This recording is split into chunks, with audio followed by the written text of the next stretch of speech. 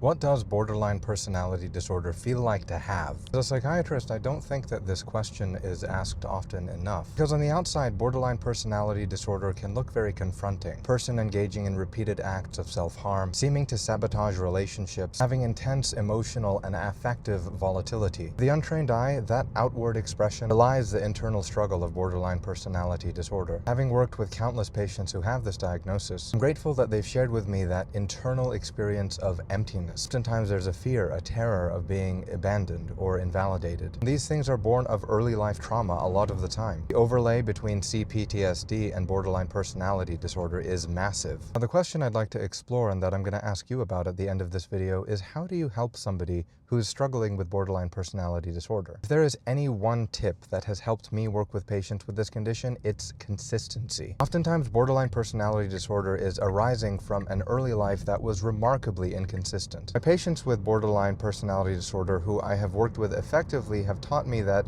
the most effective thing I've done to help them is to show up very consistently. Over time, in that relationship, they learn that no matter what they're going through, no matter how they show up, I'm going to show up the same way. I'm not going to dysregulate when they dysregulate. So it's safe for them to process some of this really difficult stuff with me. The second thing that's really helped is never making any assumptions. The outward expression of a behavior and the inward experience of it are almost always not exactly the same. So no matter why I think that the person is demonstrating such behavior or another, I always try to approach it with openness, curiosity, and willingness to learn and willingness to be wrong. Make it explicit that my patients can correct me and confront me at any time. But as always, I'm interested in learning from you. If you or a loved one have borderline personality disorder, or if you are a clinician who works with patients who have the condition, what have you found helpful? And what advice would you give me to more effectively serve my patients? As always, I look forward to learning from you in the comments.